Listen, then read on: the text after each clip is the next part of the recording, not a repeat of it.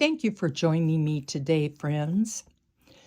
I would like to go through a fabric journal that I made last fall that was really a lot of fun and has a lot of personal meaning to me, and I learned a lot along the way that I would like to share with you, some of which worked better than others.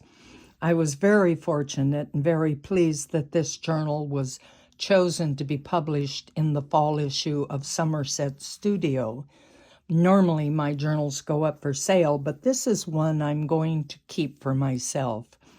Not only was it fun, but it has a lot of family photos, such as the cover has a picture of my mother when she was in her teens. So we'll keep this one on the shelf. But let's get to the process on how I did this. We'll come back to the cover. I used a material that is comparable to, let's say, an old sheet or an old pillowcase, that type of cotton. It's thin, it doesn't have a loose weave, and it works very well, not only for accepting the stiffening I used, which, by the way, I used Mod Podge. Let's bring it out here. But you can also use matte medium or even watered down Elmer's glue. Sometimes in a fabric store, you will find fabric stiffener. Anything that dries clear that will give a little body to your material. If you don't want to, as a matter of fact, you don't have to, but I like to have a little bit of body on the pages, especially in the center part. So this will go through very quickly, just all the different sizes and shapes of the pages. Once I have the stiffening on them, and you can see when I turn this, there's a little bit of stiffening, but it's still very, very pliable. I began to do the techniques that I wanted. On this page, obviously, I have some stamping. I did a photo transfer. We'll talk about that soon. And I did some machine stitching. This is another photo transfer. This page, again, very big on photo transfers, but a specific look of the photo transfers, which I'll go through. I added some machine stitching, some buttons, lots of inks. This is black gesso with a stamp, a stencil. These are book pages that once I had the page dry, I glued it again with Mod Podge down, and then took water and began to take off some of the writing to make it look aged. I did another stencil on this with some inks. When you do a stiffening or you put Mod Podge on your page, you'll find that it keeps this side, if you do an ink or a paint, from leaking through to the other side. This black, as you can see right here, came from this black gesso stencil. That's okay. On that part of the page, I had not done the Mod Podge. None of this really makes any difference. We're not looking for perfection. The theme of this is that it's old and it's grungy. I actually titled this journal Into the Attic with the idea that you go up to that wonderful old hidden area and you find a family photo journal from 100, 200 years ago. So the older and more worn it is, the better. This page, again, stamping, photo transfer, old fabrics glued down. Any technique that you want is fine. Some pages, as you can tell, took to the coffee dye better than others. Some of them in the distance, there were stains on the material where I had tried to wipe up some paint, and that's okay too. It just, again, adds to the aged look. This is one where I simply put an old antique page glued on it and then stenciled over it and gave it a lot of texture with a little bit of, what was it? It was joint compound, something that a lot of people have around the house. Same thing on this page. Let's take a quicker look at that, or a deeper look at that. You can see a little bit of a raised area on both these sides.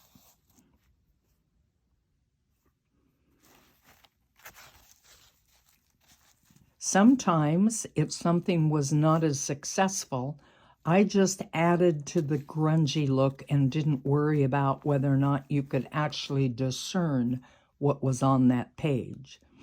This page with the house, the old house that my great-grandparents lived in, turned out pretty good. And then I just did some fancy machine embroidery around it. So any technique that you use or would like to use, this is a perfect example of a journal that you can practice on, because again, we're looking for mistakes. The old, the worn, the torn. Here's a piece of, again, the same type of material with a piece of old handkerchief. This one actually wound up not quite being in far enough to catch the machine and came out, so I will hand stitch that one in later.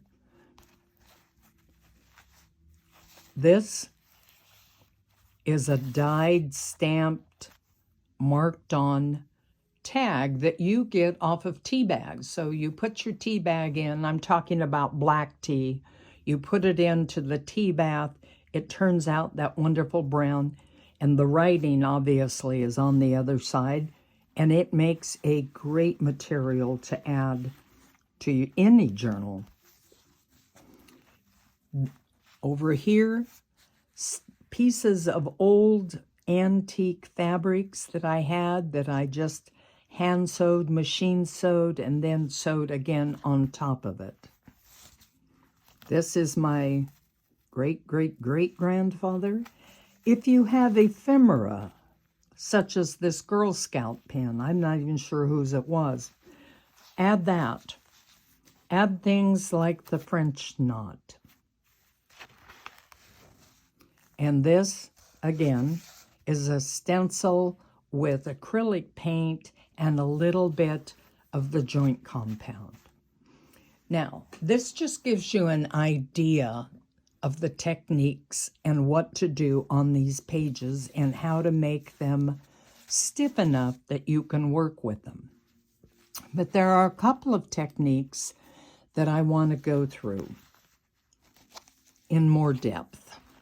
Before we do that, let's go back here to show you how I added them.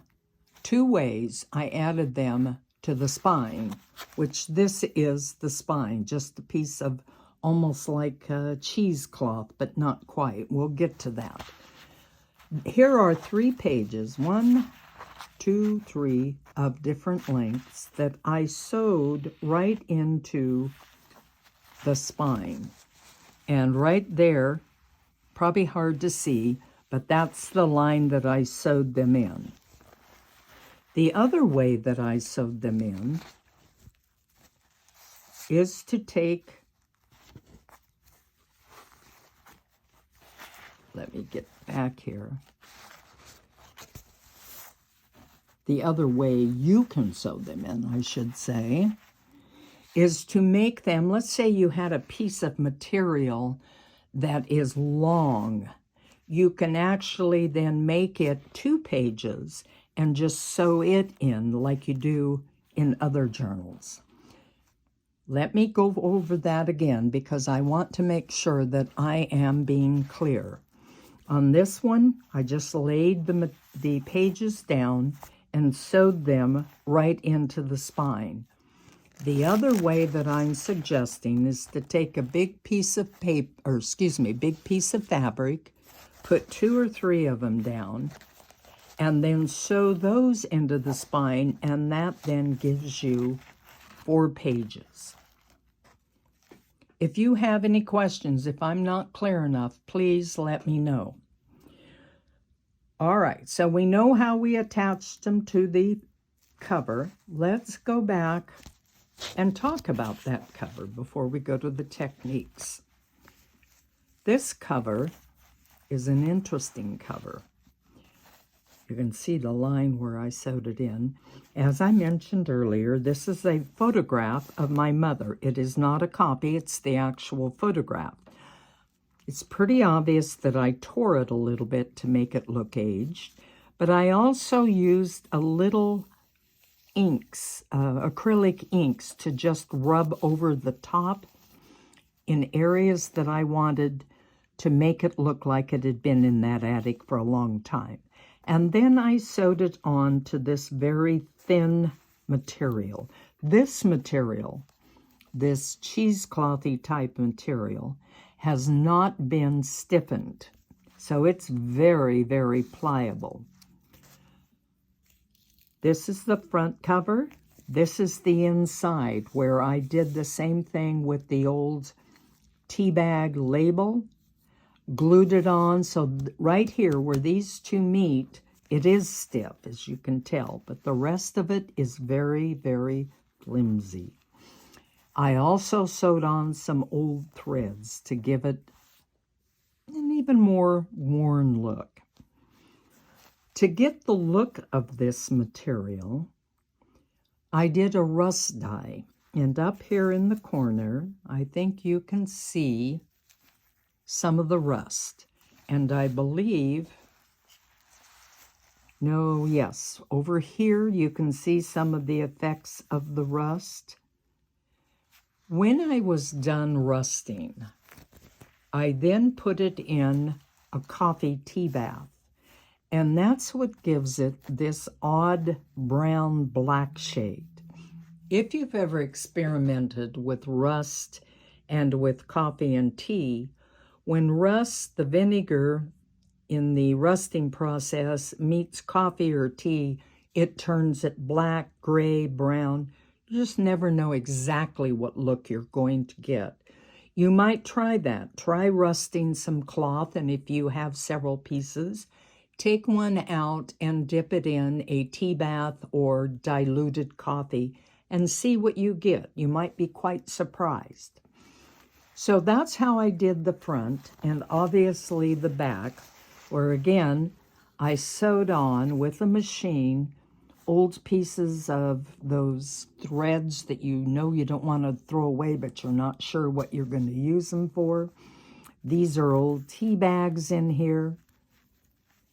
And on the inside, I didn't do anything on the back cover, just left it alone. So when I got this put together, I knew that I wanted to do something to give it more character on the spine. I found this old piece of driftwood, which is great, and I simply took a real thin copper or brass wire, I'm not sure which one it is, sewed it into the spine in 3 places and tied it off, and it makes a loose but great addition to the spine. So that's the basics of how I came about putting all of this together. And this was something that just kind of, as you're going to sleep at night, you have these aha moments. Well, thankfully, I remembered it the next morning when I got up. What I'd like to talk about now is the different types of materials that you can use and the success rate of using them and using photo transfers. You probably saw throughout the book that I have done a lot of photo transfers. And I'm going to use this particular one, and we're going to go closer on it. This will make a great photo transfer in any journal, but again, emphasizing the old and worn look, I did not care if it came out perfect. So you'll notice there's a little more white looking on this. It's not as sharp as a lot of photo transfers. Here's another example. Right here, see all the kind of white that's still kind of almost like you're looking through a haze. That look is simply achieved by not completely rubbing off the back of the paper on the photo transfer. If you've done photo transfers, you know that it is putting the photo down and then gently rubbing until all of the white paper background is gone. Well, you can leave as much of the white paper as you want to. So to get that old look, that's what I did. In some places, it even gets a little tricky to see the figures. This is a woman, a man, and a young child. And you have to look close as if you were examining an old manuscript. Now, we're going to switch here. By the way, the reason for my gloves is you do not want to see my battle-scarred hands. I've been using stained glass and clipping roses, and I look like I was in a battle. All right. This again is another piece of fabric similar to the fabric that I used in the journal.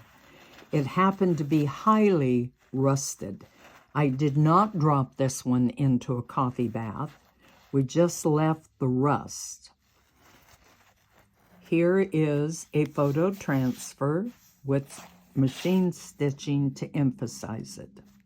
Now, I did this photo transfer on a different type of paper. If you look up photo transfer, they're always going to tell you the best paper is to use your copy paper, your ordinary copy paper. I always wondered why. Well, I found out. Other papers, this was rice paper, for example, do not separate the back off as easily. So even to get this amount, this space and this space, I had to work twice as hard as I did in using just normal photocopy paper. So you can do a photo transfer with other papers. You're just going to have to work a little more diligently at it. This is another piece of material that I received that had already been sewn and ink had been thrown on it, and I just love it. And I thought this would just be a wonderful page in a journal just by itself. Who knows, I might embellish it a little bit more, but I may leave it the same way. Now, I did stiffen this in place, and if you look closely at this fabric, unlike this fabric, let me give you a better corner. In this fabric, you really cannot see the weave of the material. It's very close. This fabric is a little thicker and has a more prominent weave. You can see the fibers better, the threads that go through it. Using that, your photo transfer or your stamping, the surface is a little bit uneven when you actually touch it. So you may not get as clear an example of anything. So if you're striving for clear and crisp, I would go with this type of close weave, no bumps on the surface type of fabric. This material is the material that I used for the front of this cover. This is it in its natural state. It is one of those that pulls out. So what I did, because I wanted to use this, I'm going with more of that neutral theme on another journal. I took a piece of wonderful handmade paper, glued it on, and then stitched around it. This is a stamp, one of the old stamps that you get, the big wooden ones you get from India or Tibet that they used to stamp on fabric with. This material is an old antique drape. Again, you can see, I don't even have to go any closer than that, but you can see the weave in this.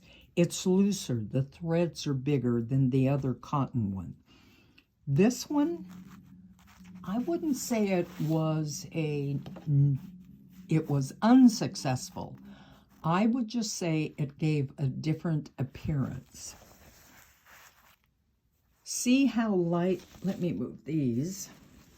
See how light this writing is?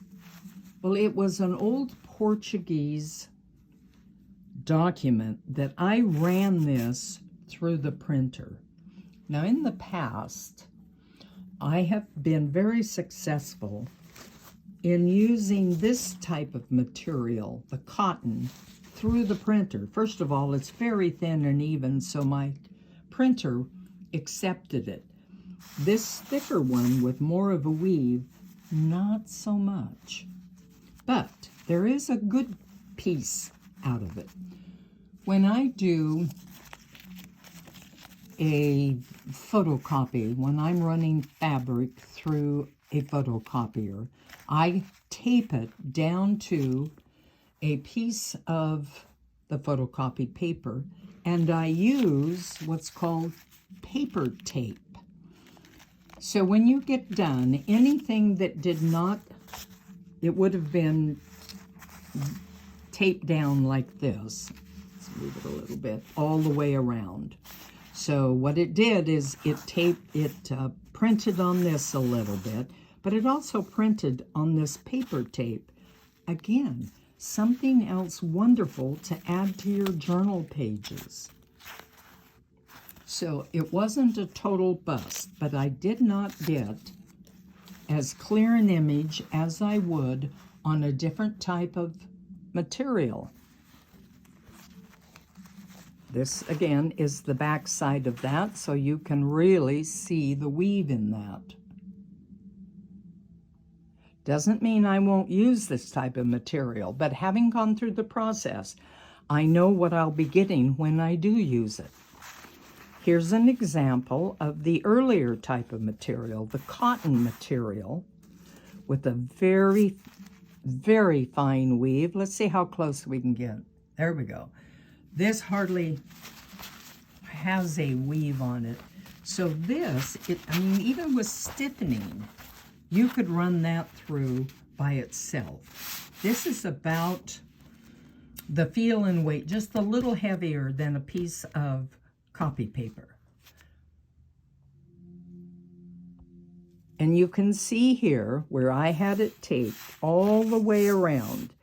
And this is what printed on this material.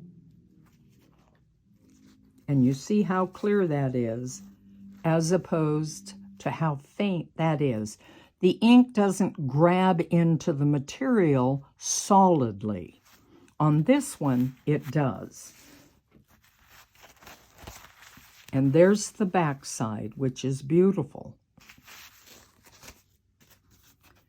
Another example that you can use in a fabric page, this is a piece of lace that I simply glued. I did not stiffen it, but I did glue this old antique book page and a copy onto it and then did the stitching around.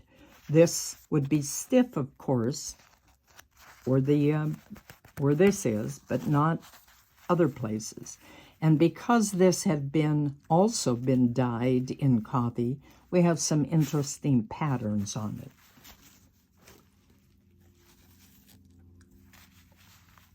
This, I wanted to give you an example, another example of a photo transfer using a material that is whiter weed on a different type of paper. I showed you one earlier that I used rice paper on. This one was done with khadi paper, Khadi, and that is made from the mulberry bush in Tibet, Nepal. This one, less successful. Can you see what this is actually? And maybe you can. This is a gentleman standing in a doorway. I can tell you this because, of course, I know what it is. This, which you can hardly see, is a little girl, and there was a little boy. However, in rubbing it, because it was so many layers and so hard to get off, I wound up, there is no boy now. So, again, my best advice is just, if you want transfers that are gonna transfer better, and they're going to be a little sharper, although you can leave the white, I would go with the close weave cotton and the copy paper. And I think that's what I wanted to share with you today, friends, is everything that I learned in this process. I hope you will go out and try some of these. And as I mentioned earlier, this is a perfect type of journal to try all those different materials on, because if you're aiming for the aged look, you won't think of it as unsuccessful. It'll just be another look, something that you can build on. I also want to point out that about a year ago, I think it was, on our YouTube video, there are 2 short videos on using fabric stiffener to make your pages stiff and run them through a computer. You can check that out as another way to help you in using fabrics to make journals. I am going to make another one of these at some point because I had so much fun doing it, and now I'm smarter than I was before.